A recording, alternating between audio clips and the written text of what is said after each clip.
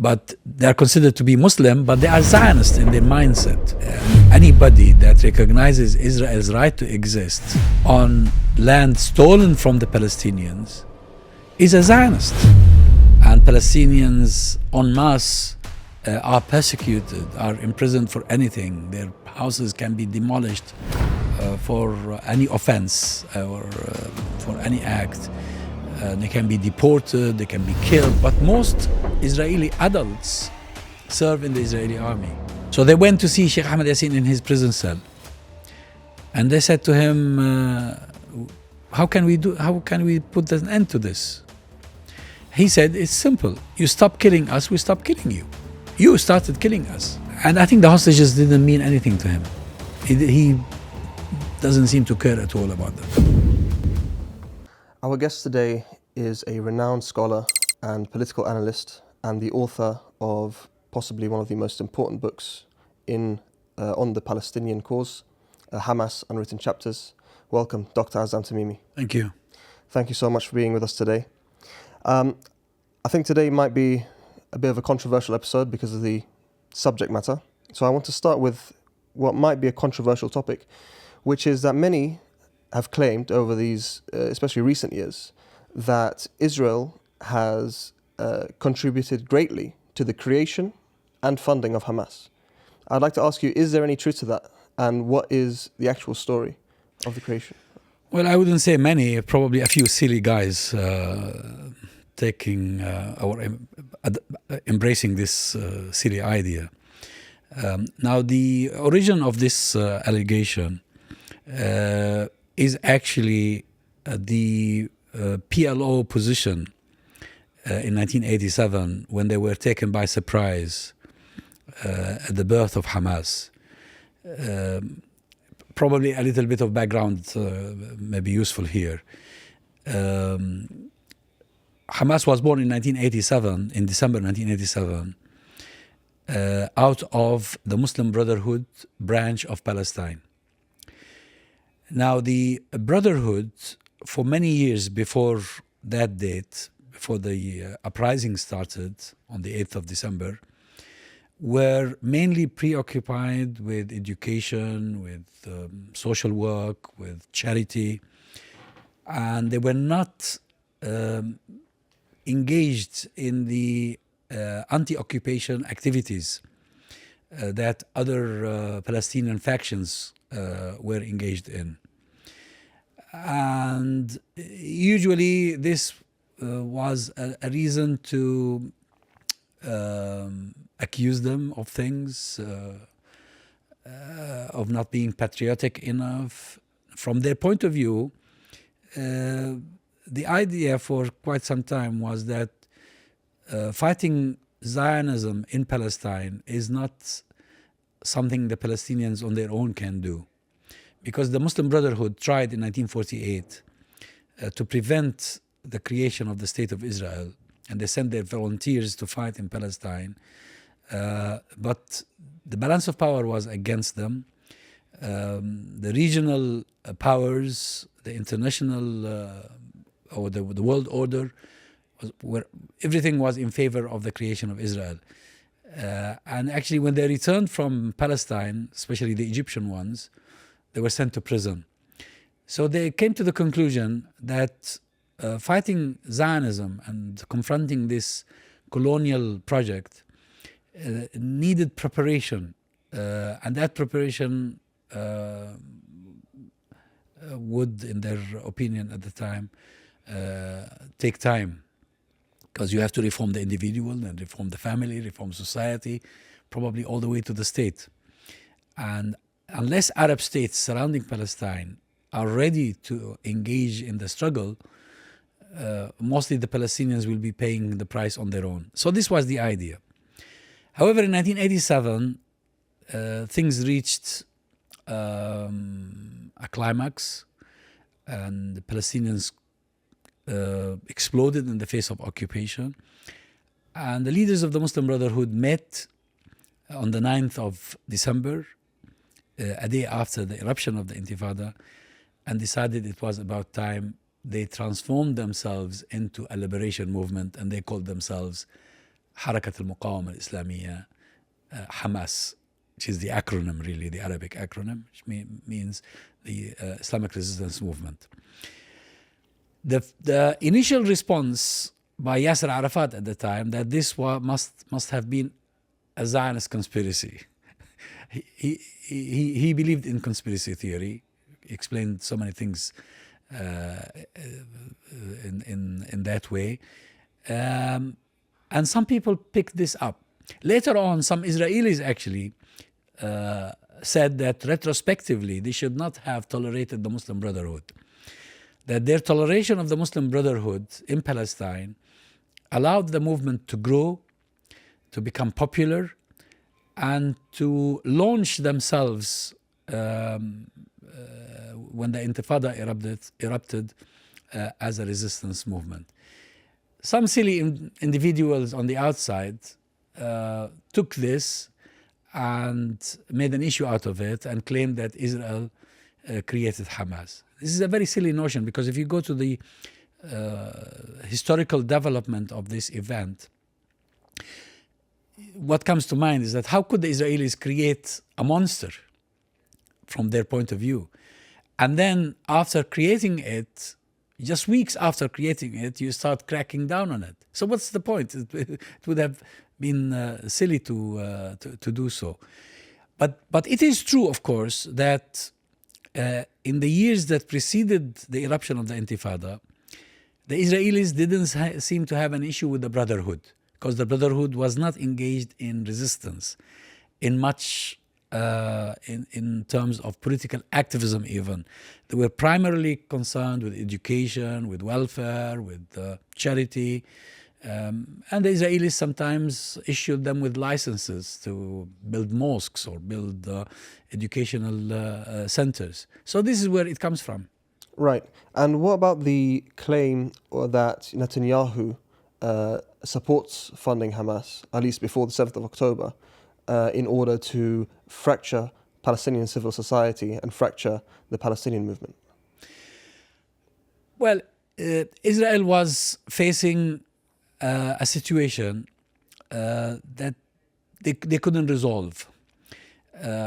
After 2007, well, nearly after 2005, even before Hamas was elected to office, when the Israelis decided to withdraw unilaterally from Gaza without negotiations, without discussions with any Palestinian side, this boosted Hamas. And the Israelis didn't know what to do about it. When the elections happened in 2006 and Hamas won, both in the West Bank and in the Gaza Strip, they started, together with the Americans and elements within the Palestinian Authority, to conspire against Hamas in the hope of disempowering it, or at least in the hope of re-empowering the Palestinian Authority that was born out of the Oslo Accords in 1993. Now, with the passage of time and with so many conflicts, so many clashes, so many wars, especially the main ones, 2008, 2009, 2012, 2014, and then eventually 2021, the Israelis became more focused on maintaining the siege on Gaza, containing Hamas to the best of their ability, and opening up to the Arab world.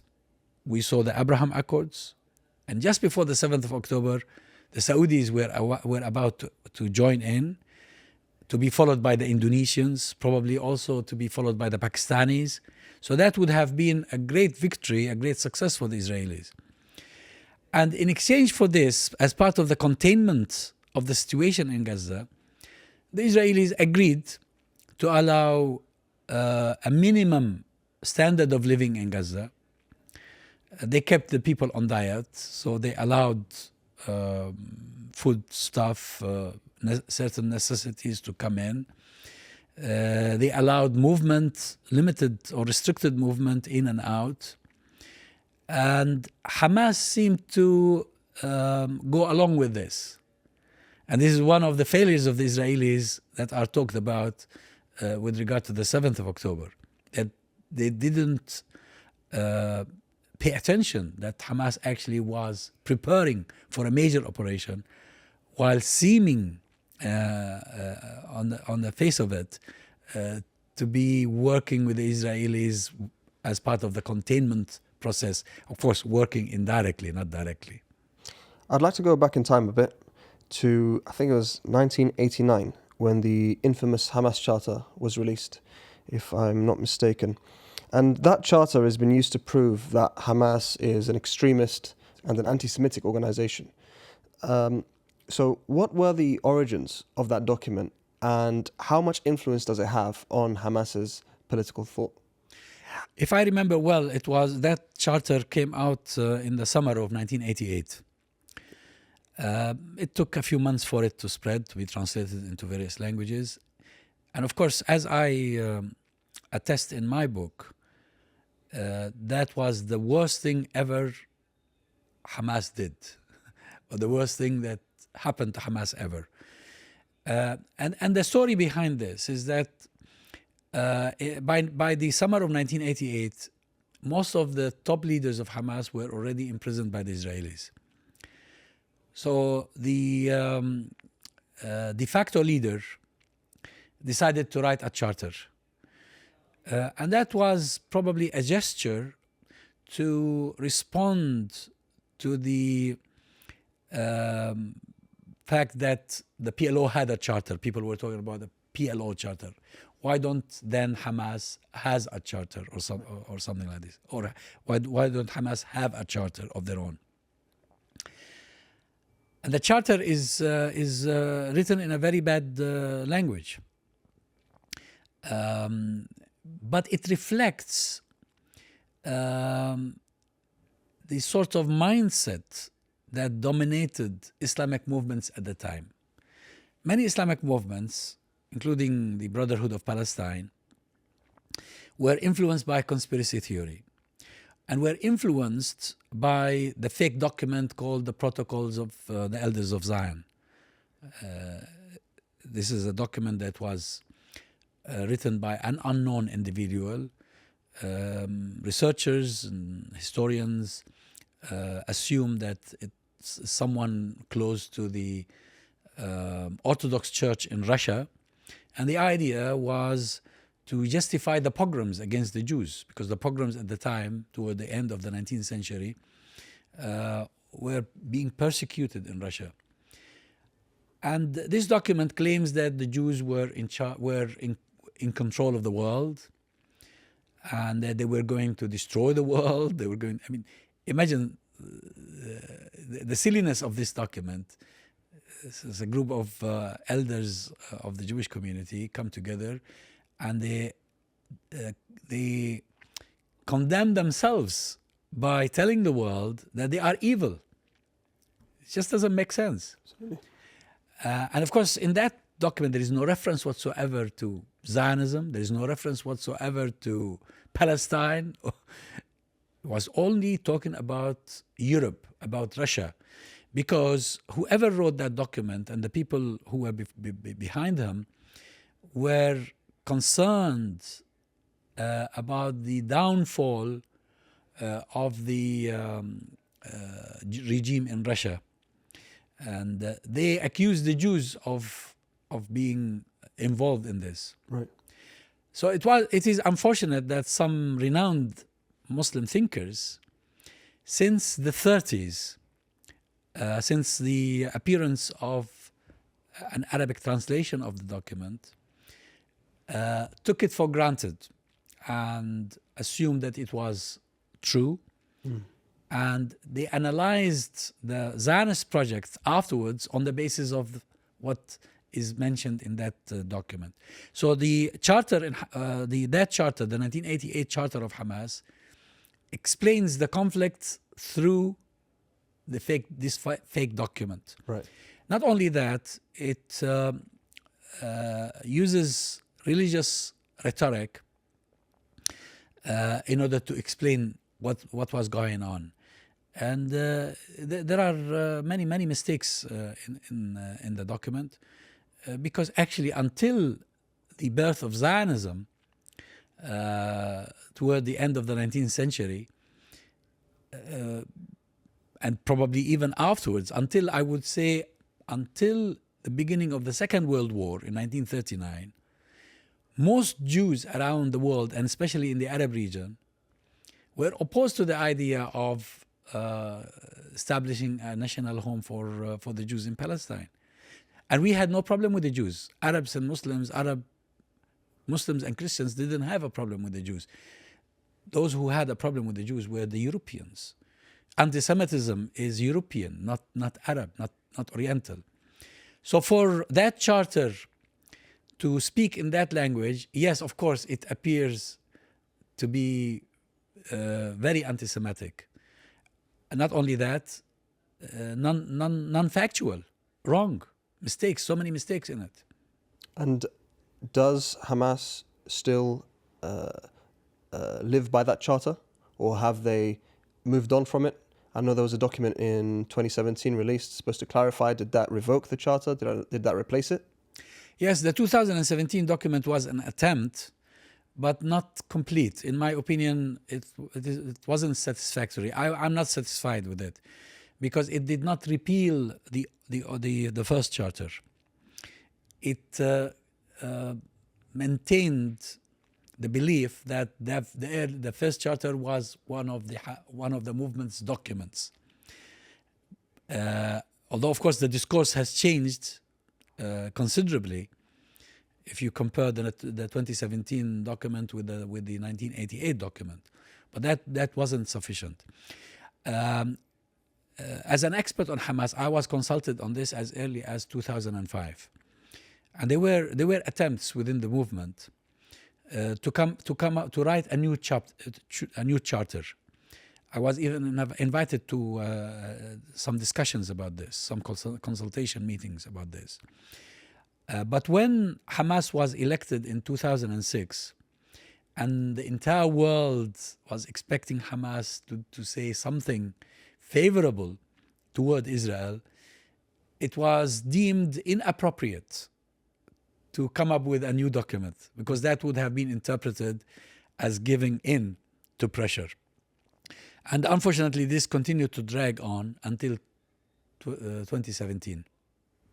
I see. I'd like to maybe fast forward a little bit from that document in terms of Hamas's military tactics. Now, Hamas has an armed military wing, the Ezzedine al-Qassam brigades, and they are accused of targeting Israeli civilians. So my question is, why does Hamas target Israeli civilians, and isn't it better for their PR to only target active military personnel? Of course, targeting civilians is not good at all, morally, ethically, religiously, and even in terms of image making. But of course, if you are under occupation, as the Palestinians have been for so many years, and when the enemy doesn't make a distinction, and Palestinians en masse are persecuted, are imprisoned for anything, their houses can be demolished for any offense or for any act, they can be deported, they can be killed. This is an abnormal situation. Not only that, from the point of view of the Palestinians, there are few civilians in Israel. Children, of course, are innocent and should ideally not be ever targeted.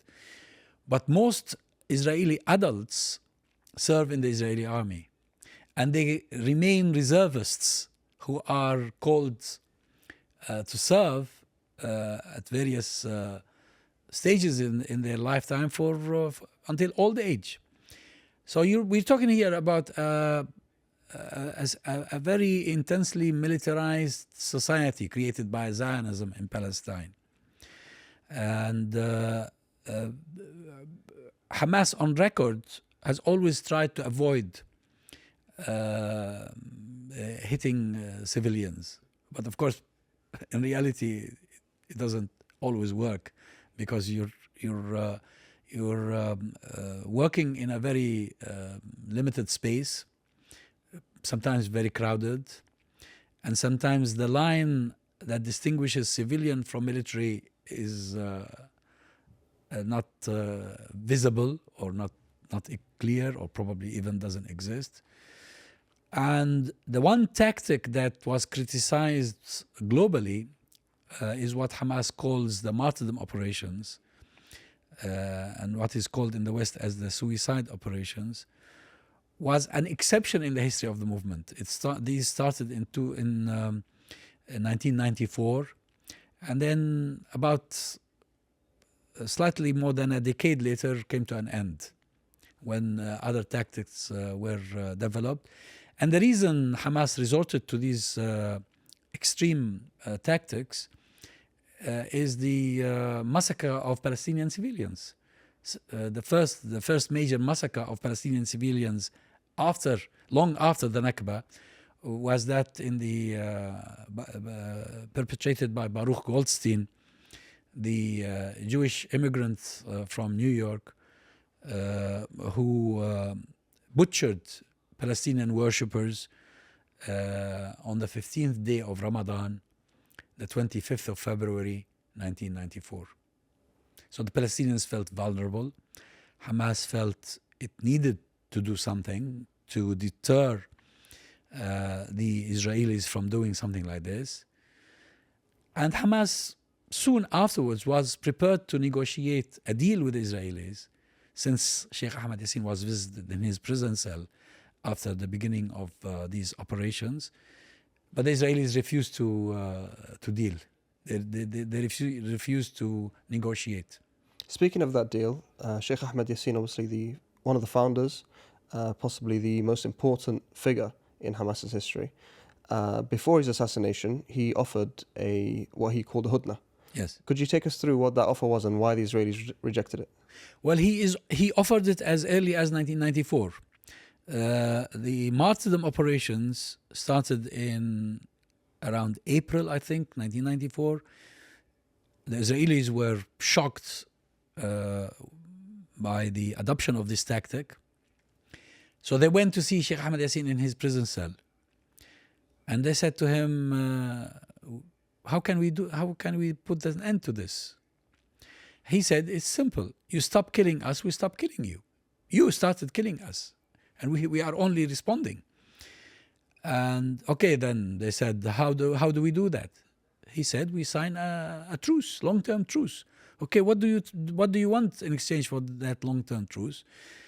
He said, withdraw from all the areas occupied in 1967, including Jerusalem, free our prisoners, and withdraw your settlers from all these Jewish settlements that you built since you occupied the West Bank in 1967. And the Israelis just laughed away the proposal. They didn't take him seriously. But it kept being repeated time after time. And it remained part of the Hamas discourse. And I must tell you here that at times there were Israelis, and some of them were very senior former Israeli officials who were interested in the idea and wanted to explore it, especially after my book appeared. When my book was published in 2007, I was approached by a European government who said to me, there are certain former senior Israeli officials who want to discuss the issue of truce. They want to understand how it's likely to work and how can it be guaranteed to stay on or to continue. So there was that interest, but I think decision makers were never really interested. Whether it was Olmert, during whose time the war was waged on 2008, 2009, then Netanyahu until today. They believe in their own power. They believe in the support they receive unconditionally from the United States of America and its allies, and they are not bothered. They are not bothered to to sit with the Palestinians and negotiate. Now, Hamas originally opposed the 1993 Oslo Accords, which created the Palestinian Authority. However, they later decided in 2005 to run in the Palestinian legislative elections. What made them change their stance on the Palestinian Authority, or was it purely a pragmatic option? No, in 2005, it seemed that the whole scene was shifting. A year earlier, in 2004, Sharon came up with the proposal to withdraw unilaterally from Gaza and from parts of the West Bank. And I believe that had he not gone into coma and had he remained for a while Prime Minister of Israel, he would have probably withdrawn from certain parts of the West Bank, because his idea was to shield Israel from the Palestinians and shift and enter into a condition of total separation, segregation. Apartheid. Apartheid has been there for many years. So what happened is that when George W. Bush wanted to improve his credentials after the invasion of Afghanistan and then the invasion of Iraq, he pressured various authorities in the Arab world to conduct elections, including the Palestinian Authority. The Palestinian Authority was totally opposed. They feared that if elections were held, Hamas would win. Although there were several polls at the time that indicated otherwise. Anyway, so Hamas thought about it. Sharon withdrew from Gaza, and Sharon declared Oslo dead. Arafat had already been removed from the scene, killed by the Israelis. So everybody thought that we are living in the post-Oslo era. So those elections, although they were for an entity created by Oslo, they were held in circumstances people felt that we surpassed Oslo. Oslo wasn't any longer a frame of reference, and therefore, why not? And actually, Hamas thought they could do business with Mahmoud Abbas. They thought that probably we can bring the Palestinians together for a change. And soon after Hamas was elected in 2006, there were a few initiatives, including the Prisoners Initiative, which became the Palestinian initiative adopted by all the factions, that if the Israelis were willing to withdraw to 1967 borders, to evacuate the settlements, to release the prisoners, then we would be willing to accept the status quo. Not as a de jure recognition, but as a de facto situation. Right. And so Hamas ends up winning. They win a majority of seats, although they didn't win the majority of votes. I think the votes are actually a lot closer. What platform did Hamas run on? What made them so popular at the time when the PLO and Fatah had been so popular for so many years? Well, Fatah lost popularity because of Oslo and because of its aftermath. Not only that, people had seen Yasser Arafat himself express regret that he went through Oslo, that he signed a deal with the Israelis, because he became convinced by 2000, especially after he returned from Camp David, from the Camp David meetings under the Clinton administration, that the Israelis did not intend to give him a Palestinian state. See, Oslo was signed in 1993. Palestinian Authority was created in 1994. By 1998, there should have been a Palestinian state. he came to the conclusion that there was never going to be a Palestinian state. And that's why he started the second intifada in September 2000. So the entire Palestinian mood was no longer pro the Oslo track. And people were looking for something different, for an alternative. And people could see that despite the war Israel waged against Hamas, assassinating its top leaders, Sheikh Ahmad Yassin, Dr. Rantisi, and many others, Hamas was growing in popularity.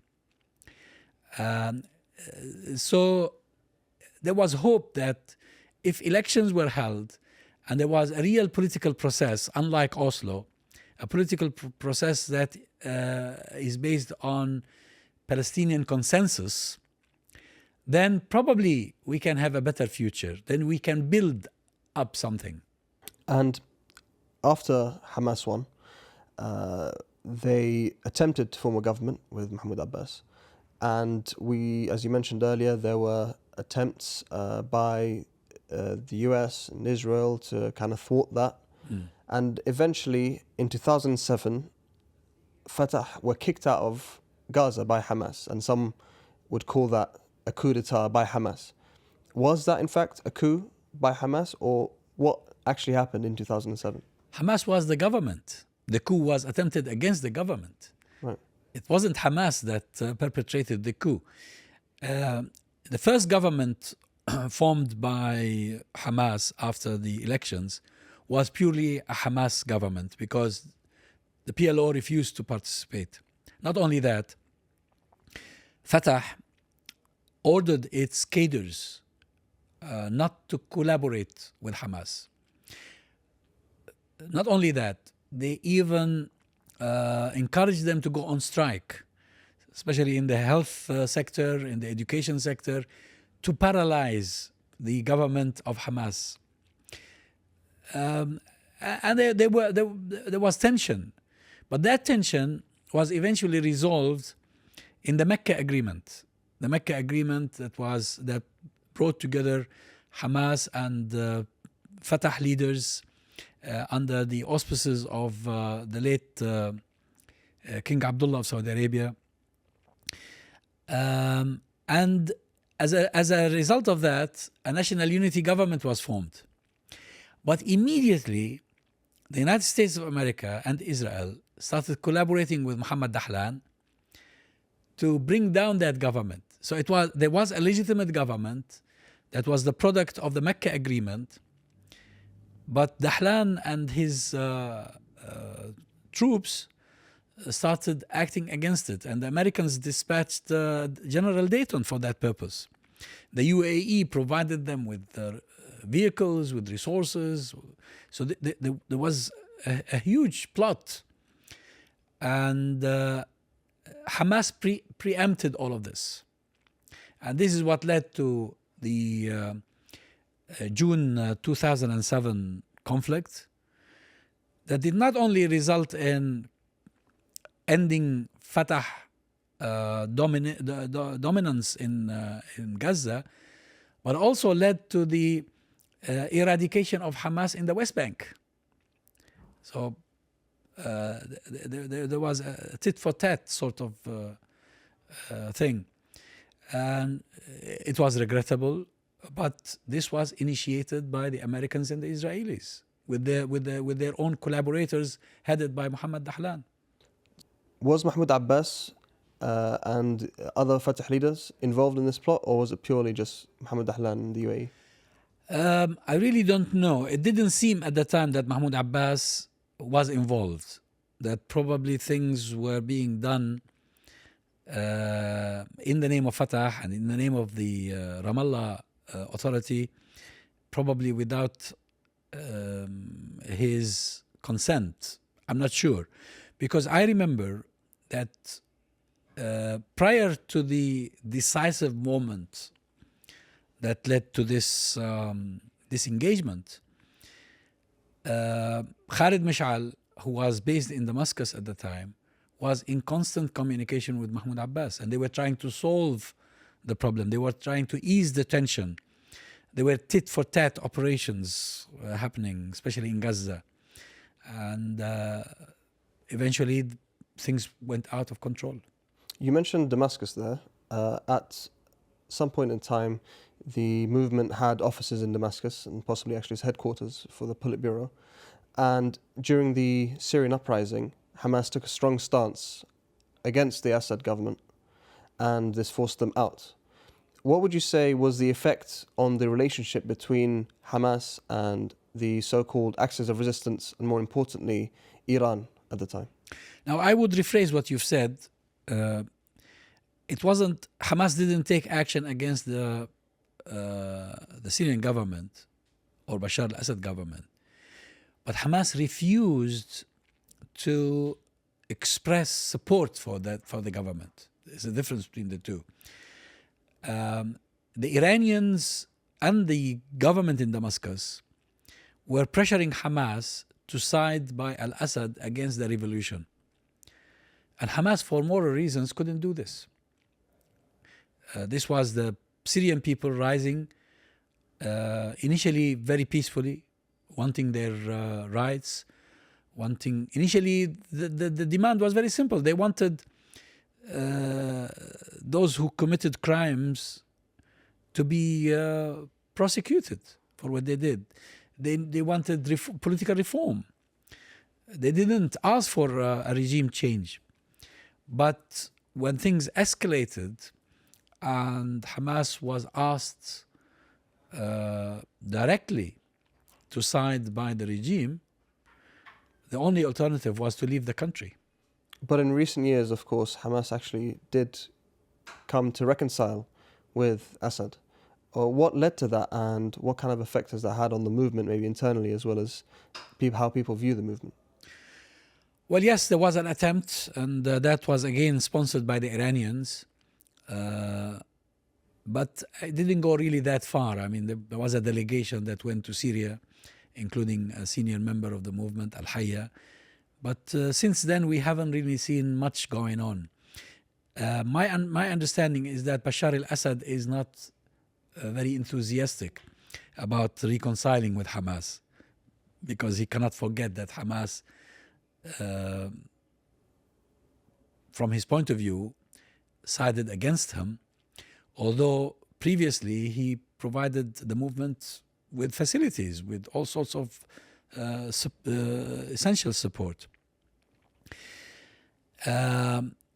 Now, what really happened since 2014 is that the Arab revolutions were defeated, the balance of power changed, Hamas was under the hammer, and only the Iranians supported it. So from a pragmatic political point of view, you had to rearrange, you had to reconsider to the best of your ability, of course, without contradicting your own values and your own belief. Was there any opposition to the reconciliation from within the movement? There was a big disagreement. There was a major disagreement, but then that disagreement eventually was resolved democratically through the ballot box. Today, as things stand, Hamas cannot be expected to fight other people's battles. It has its own battles to attend to. And unfortunately, the counter-revolution succeeded, at least for the time being. As you mentioned, Iran seems to be the only real backer of Hamas financially and whatnot. Why is that the case? Why is it that the neighbors of the Palestinians, the people who are closer in religion, not only not backing Hamas, but actually actively working against it? Because most of the Arab governments are ruled by people who espouse Zionism. They are Arabs, they speak our language, they probably pray 5 times a day, some of them, some don't pray, some probably fast, some never fast, but they are considered to be Muslim, but they are Zionist in their mindset. I mean, anybody that recognizes Israel's right to exist on land stolen from the Palestinians is a Zionist. And some of these governments entered into treaties, peace treaties, and some deal with Israel from underneath the table, from secretly, or they have secret understandings, covert relations, etc. And rather than support the Palestinian people against their tormentors, they actually support the tormentors against the Palestinians. And regrettably, Iran remains the only supporter of the Palestinians at the moment. What are the origins of the relationship between Iran and Hamas and maybe other political factions? Are Iran a benevolent actor who simply wants to see the Palestinians free, or do they have other motives as well? Well, Iran is a state, is a power, is a regional power, and it is motivated by probably not just by one incentive, by several incentives. The Iranians, of course, emanate from some sort of an Islamic frame of reference. So Palestine to them is important. Al-Quds in particular is very important. The Iranians, when they succeeded in toppling the Shah, who was the ally of Israel and the American policeman in the region, they severed ties with Israel. They stopped supplying it with oil, and they handed the Israeli embassy headquarters to the PLO. So actually the Iranians from day number one after the revolution were very pro-Palestine. Iran has interests in the region, has allies in the region. And all of this adds up to the necessity of being seen to support Palestinian resistance. The Iranians had much earlier ties with Islamic Jihad in Palestine, probably since the creation of Islamic Jihad in the early 80s. But with Hamas, I think the relationship started when Israel deported about 410 leaders of Hamas and Islamic Jihad to South Lebanon. In South Lebanon, these deportees opened up to Hezbollah and to Iran, and they had enough time to visit and be visited. And Hamas started that relationship with Iran, but with the political decision makers and not with the security agencies, unlike the relationship between Islamic Jihad and Iran. And Iran, as I said earlier, it is in its interest to be seen to support the Palestinians. They realized when Hamas emerged that Hamas was a much bigger phenomenon than Islamic Jihad. And while they continue to support Islamic Jihad, they were eager to also link up with Hamas. And since then, they provided Hamas with all sorts of aid, including know-how, how to make rockets, how to make explosives, how to train. They probably trained many of their members. Yes, so Iran, whether you like it or not, whether you agree with its policy or not, has been the main supporter of the Palestinian resistance. You mentioned Palestinian Islamic Jihad, and I'd like you to, if you can, comment on the origins of PIJ and the relationship to Hamas currently. The founder of Islamic Jihad, Dr. Fathi Shiqaqi, was actually originally a member of the Muslim Brotherhood of Palestine. He was a student in Cairo together with some other students like Musa Abu Marzouk and others, that generation. And he started having difficulties with the Brotherhood when he wrote a pamphlet after the success of the Iranian Revolution, hailing Khomeini. The Brotherhood generally is a Sunni movement that is a bit apprehensive about too much sympathy toward Iran, which is considered to be a Shiite. So they told him not to print that pamphlet. He insisted, and as a result, he was sacked. He took a few members with him, some of his close friends who were members of the Brotherhood before that, and they formed Islamic Jihad later on and linked up with Iran. So this is the origin.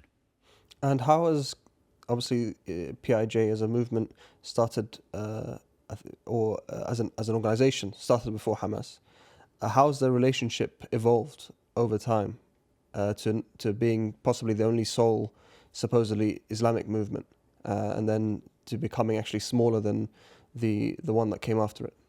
In the early years after Hamas came into existence, there was tension between the two sides, because Islamic Jihad felt that why are they now waking up and trying to do what they criticized us for doing earlier? Because earlier the Brotherhood said, this is not our way, this is not yet, we cannot do this, this is too risky, too dangerous, whatever. And then now they decide about 6 or 7 years later to do exactly what Islamic Jihad did. But I think after the assassination of Shiqaqi in Malta, and Ramadan and Abdullah Ramadan Shallah took over, Abdullah Ramadan decided to mend relations. And I think throughout the time, since that moment until today, relations have been very good between the two, and there is a high level of coordination. Now, fast forwarding to the 6th of October, 2023, the deadliest year on record for Palestinians in the West Bank. You had excursions into Al-Aqsa Mosque. The Palestinian cause was quote-unquote dead. Mm. And the day after, Hamas took not only Israel but the entire world by surprise when they attacked. What would you say was the main cause of why they decided to attack, and how were they able to take Israel by surprise? Well, as you mentioned, Israeli provocations never stopped. They were provoking the Palestinians in the West Bank in a variety of ways, and they were placing Gaza under siege. Gaza had been under siege for 16 years at least. But I think the main objective of the 7th of October operation was to kidnap some Israeli soldiers from the units that were guarding the settlements in that region,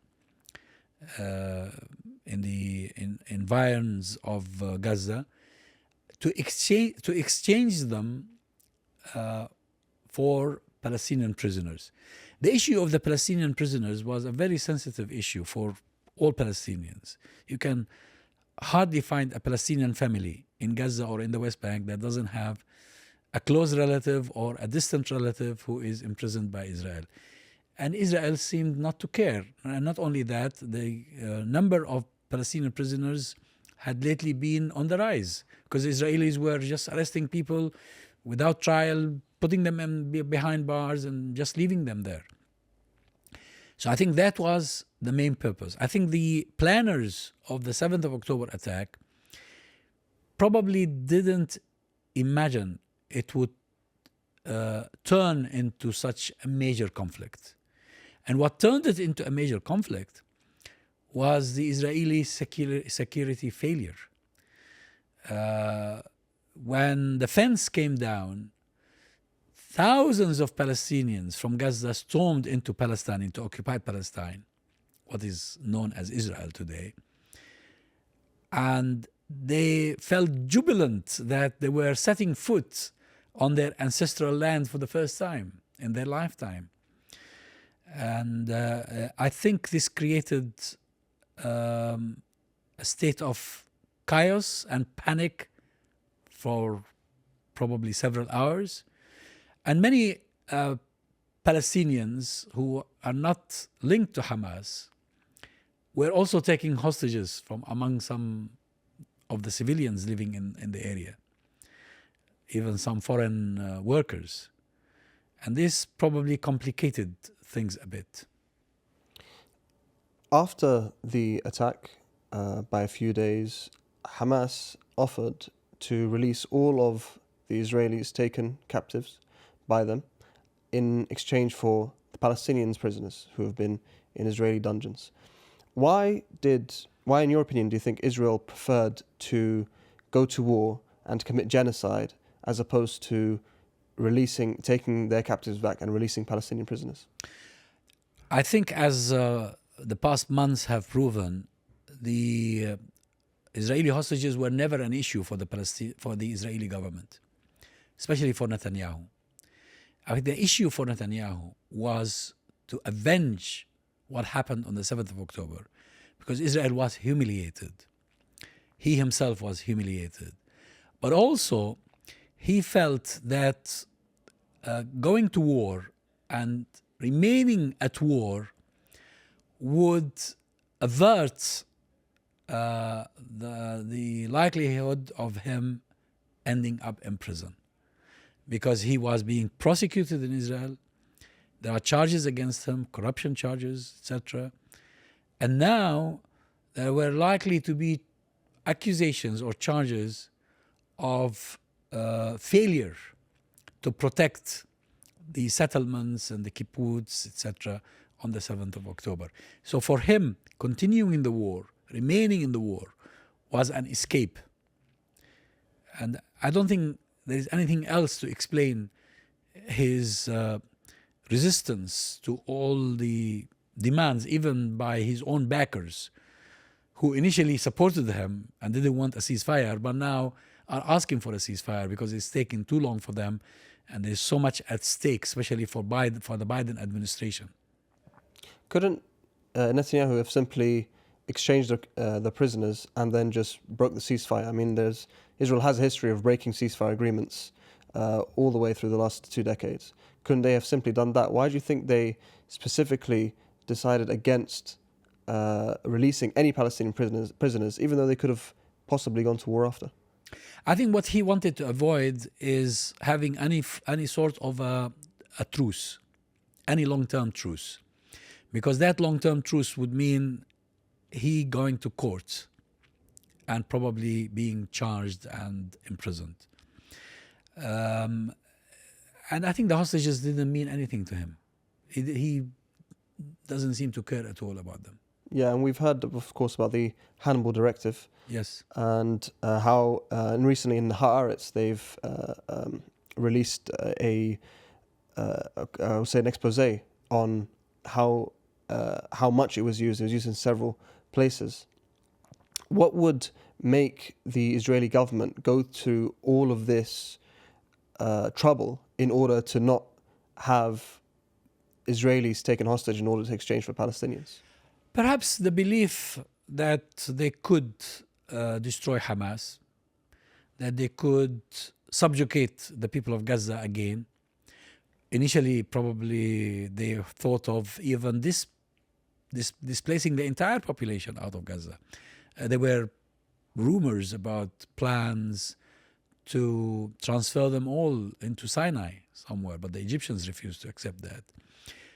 I mean, over the past 10 months, there have been all sorts of ideas. Many ideas didn't work, didn't materialize.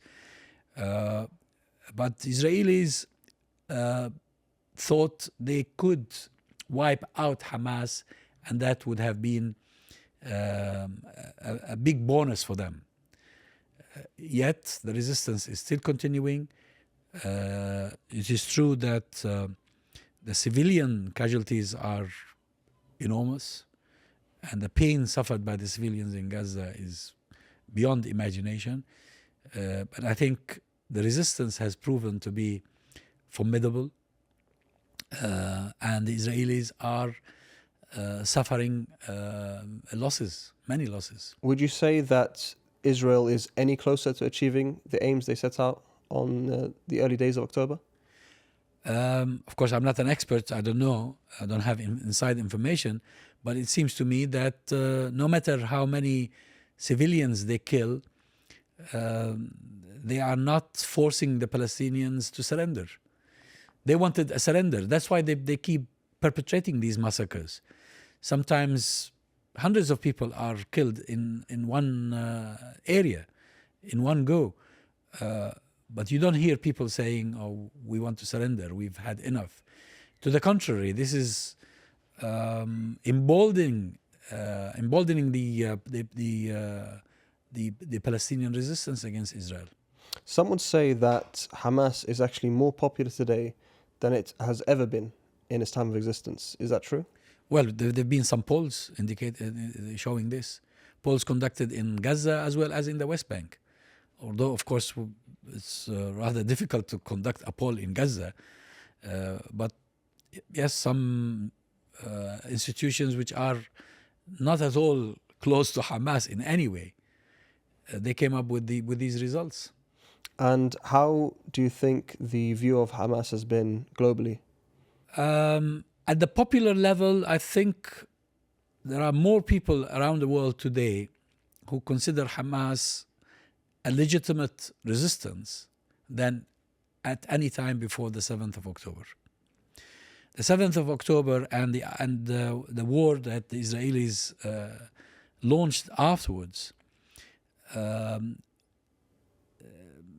made many people around the world re-educate themselves about the conflict, about the history of the conflict, about Hamas, what it stands for, about Israel and its origins, and about Zionism and what it means.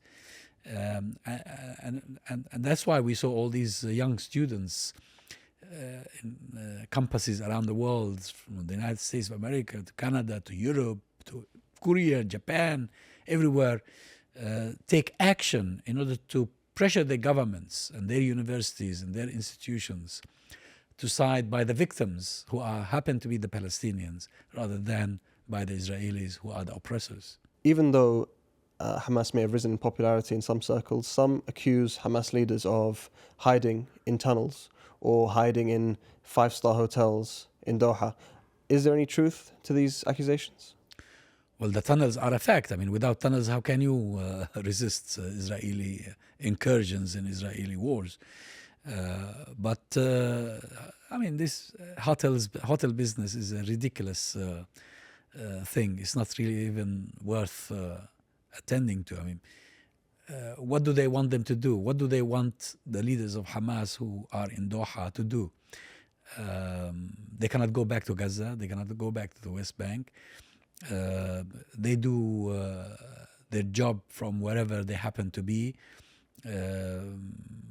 under the circumstances they happen to be living in. And accusing Hamas leaders of anything is simply diverting attention from what the Israelis are committing in terms of crimes against humanity, the genocide they've been perpetrating against the Palestinians. And it is really astonishing how some people can find it within themselves to criticize the victims and not pay any attention to what the oppressors are doing. That actually brings me on to the statement that the office of the president of the Palestinian Authority released quite recently, in which he, in a way, blames Hamas and their actions for the genocide in Gaza.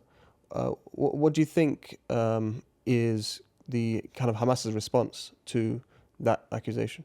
Well, Hamas denounced the statement that was released by Ramallah, and there was a statement even released earlier by someone associated with the Palestinian Authority. But you see, if you ask me as a Palestinian, I'm not surprised that they're doing this. The Palestinian Authority, at least since Mahmoud Abbas took over, has been a security organ for the occupation. They work for the occupation authorities. They collaborate with them. They inform on resistance members in the West Bank. They tried to bring down Hamas in Gaza. They are Israeli collaborators. I mean, what do you expect out of them? And even further than the Palestinian Authority, we would say we would have liked to see a stronger response from the Arab peoples or the Arab street. But the most we've seen after 9 months of genocide is protests here and maybe a few boycotts there, and even not everyone is boycotting So what can we say is the reason for such apathy from the Arab street, even though this is happening, maybe 60 kilometers away? I think it's fear of persecution. I have no doubt that the majority of the Arab peoples are with Palestine and with the resistance. But these masses are under regimes that are so brutal, so oppressive, that they would not hesitate to punish anyone who dares express solidarity with the people of Gaza, with varying degrees, of course. I mean, there are places where there is a little bit of a small margin of freedom for people to protest, to demonstrate, or organize rallies. But in some places, a tweet could cost you your life. Now, recently, or not just recently, but over the last 9 months, while Israel has been pummeling Gaza, killing men, women, and children indiscriminately, there have been several attempts to reach a ceasefire deal, and at almost every attempt, Netanyahu has found a way to thwart these dealings, this process. What do you think that spells for Hamas as governors of Gaza, the fact that they're unable to reach a ceasefire deal at this time? Well, what can they do? I mean, they are willing to accept a ceasefire agreement, but Netanyahu believes that without complete surrender, he would not stop the war. That's his position so far. So they have. It is as if you're telling the Palestinians, or he is telling the Palestinians, you have one of two options: either continue to fight and resist, or surrender. I mean, any honorable person, any patriotic person under foreign occupation would choose to resist, even if resistance means more suffering, more martyrdom, more destruction. But that's the nature of things. Colonial invaders who occupy other people's countries will always use sheer power in order to subjugate their victims. And their victims have to choose. Either you surrender and live as slaves, live in humiliation, without dignity, without freedom, or resist. The people of Vietnam were subjected to this. The people of Algeria were subjected to this. People of South Africa, people of other colonies from Latin America to Eastern Europe. So I think the choice so far made by the people of Gaza is to continue to resist. On a final note, at least rather in the beginning of the genocide, many people spoke about the resilience of the people of Gaza. After 9 months of genocide, over 40,000 confirmed deaths, possibly closer to 200,000. How do you evaluate the resilience of the people of Gaza? It's miraculous. Unprecedented in the Palestinian case. I mean, the Palestinians have been suffering since before 1948. Massacre after massacre, displacement after displacement. But I think what we've seen so far in the past 10 months is a miracle. It's definitely a miracle. And I'm sure that some people cannot take it anymore. There are people who are willing to just do anything in order to stop the fighting. But I think the majority of the people of Gaza have proven to be resilient, have proven to be steadfast, and willing to continue to the end. Dr. Azzam, thank you so much for joining us.